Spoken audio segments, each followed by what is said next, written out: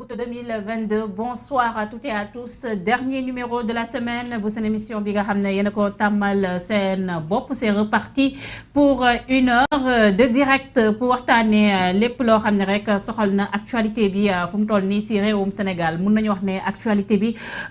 les élections législatives ba tey mun nañu wax ne moo nekk di def buzz suñum réew tey jii nag invité bu ñu am dafa spécial loolu moo tax di leen waxtaanee lépp rek loo xam ne ñenn non seulement ces actualités concernant les législatives waxtaanee aussi li nga xam ne enjeux yi nga xam ne les ressources minières am na ko rawatina pétrole beeg gaz beeg phosphate bi loolu nag pour waxtaanee loolu yëpp ak tamit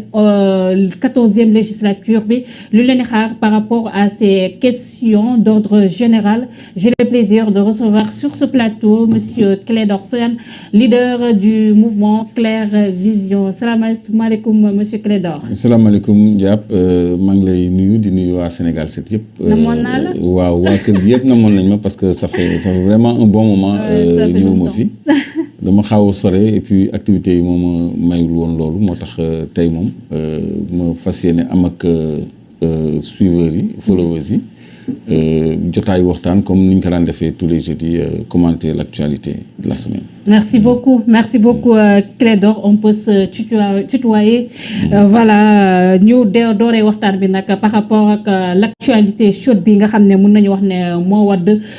sànq le fait que kii di Pape Diop rejoindre li nga xam ne mooy la coalition Benno Bokk Yaakaar moom nag benn siège bi mën na wax nag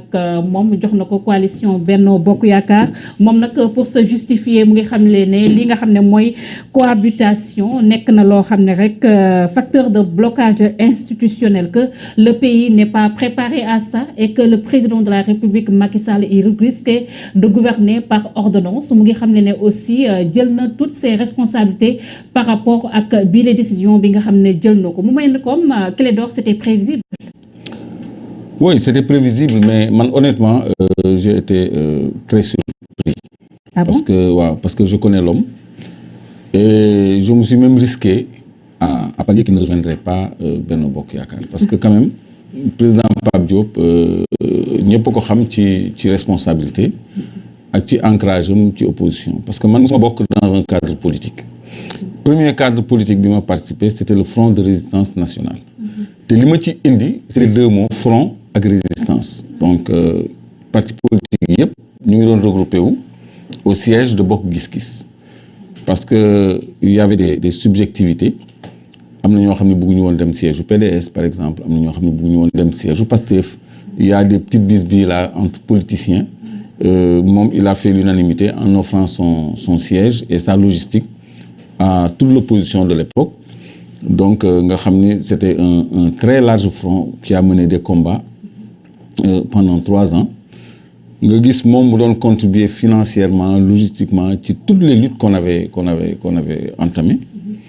ma gis aussi benn moment surtout en 2019 mu am benn contentieux bu exacerbé ak Macky Sall donc te man dama am chance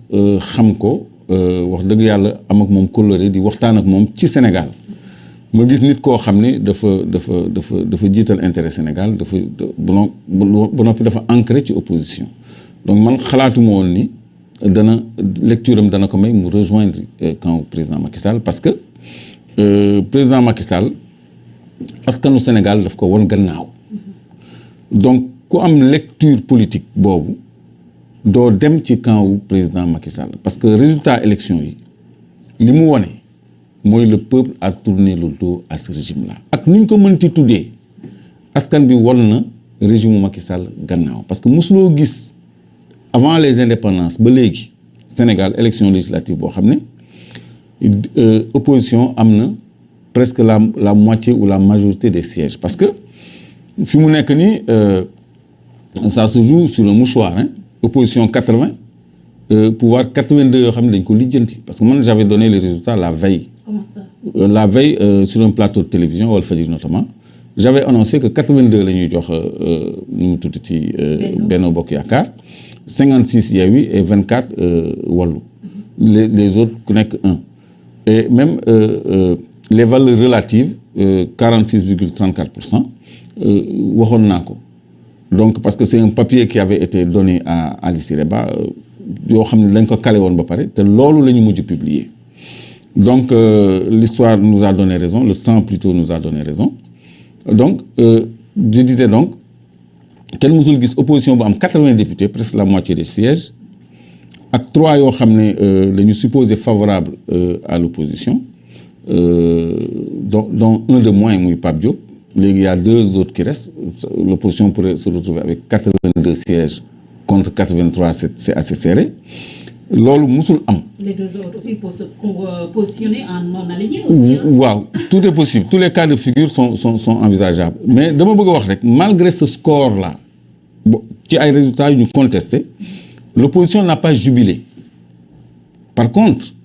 ki nga xam ni moo perte majorité am bay lijjanti ay 1 siège 2 sièges kooku moo nekk di jubilé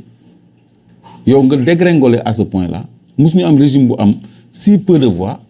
ba noppi di jubilé donc ça veut dire que ñoom deewoon nañu donc quand on n'a pas cette lecture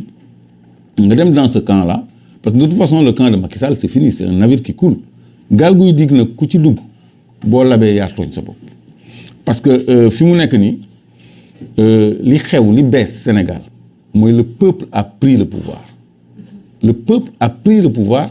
parce que fi mu nekk nii peu de gens osent transhumer vers l'APR et Benno Bokk Yaakaar. Président Pape Diop il a dû prendre son courage à 2 mains parce que boo xoolee son discours sax c'est un discours très très offensif très guerrier comme s'il y a un problème avec le reste de l'opposition. Approche boobu dama ko xaw a déplorer parce qu'on ne tire pas quand même sur l'opposition aussi gratuitement. Permettez-moi de vous relancer Clédor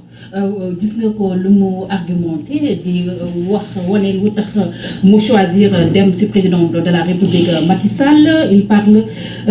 de cohabitation bi nga xam ne mun na constituer li nga xam ne moo nekk facteur blocage suñu ay institutions. te bu ñu xoolee aussi relation bi nga xam ne c'est assez heurté nga xam ne l'opposition qui se dit radicale moom la am ak ki nga xam ne moo nekk le président de la République Macky Sall. Est-ce que bu ñu ko jox aussi foofu raison parce que finalement on parle plus d'adversaires mais dafa mel ni ay ennemis ñoo nekk aussi ci langum politique bi finalement est-ce que choisiront la bonne marche du pays. C'est malheureux parce que loolu c'est un argumentaire. C'est un argumentaire parce que quand même Sénégal on est très évolué sur le plan démocratique. boo xoolee vote bi amoon c'était un vote très technique parce que c'était une intercoalition. ci yenn localités yi da ngay voter Wallu ci yenn localités yi da ngay voter Yewwi mais les gens ont compris ça déchets yi bëriwul c'est très négligeable donc Sénégalais yi dañu opérer un vote très technique buy wane ni am nañu maturité démocratique kooku muy benn ñaareel bi le vrai problème c'est-à-dire boo xoolee le ton des discours le ton va-t-en-guerre il y a pas de guerre on vient d'élections yoo xam ne ay résultats am na l'opposition Yewwi Wallu parce que ñoo remporté la palme garder seen sérénité defuñu recours yëngaluñu ñu ngi ni tekk ba noppi dañ leen sàcc tout le monde a vu ce qui s'est passé dans le Fouta les bourrages d'urnes les transferts d'électeurs et tout ça les PV non signés ak le déni de justice le fait que Ali Siré Ba se soit rendu coupable d'entrave à la justice en refusant aux représentants de l'opposition aux mandataires de l'opposition ñu xool vérifier les PV yi nga xam ni amul à son verso ay signature ni cachet ni rien du tout donc loolu dañ leen ko bañal malgré tout ça ils ont quand même 80 députés plus 3 yu doon lang moins 1 maintenant parce que Pape Diop dem na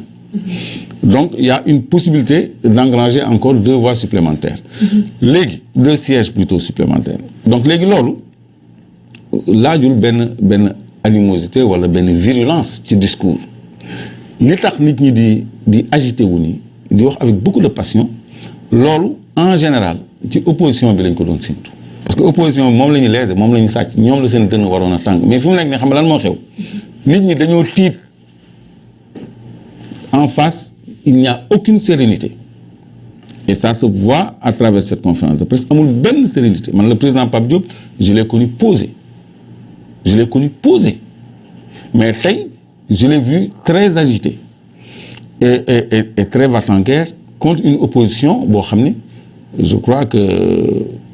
jotewul ak moom grand chose est-ce que aussi voilà mënuñoo wax aussi lu fi xewoon ci campagne bi. li fi xewoon ci campagne bi. Ousmane Sonko. wax ne carrément que c'est Macky Sall qui les a créés. tey jii Ousmane Sonko. non pas qui les a créés. il travaille pour Macky Sall. waaw c'est une façon de parler. Oui mais c'est différent. que opposition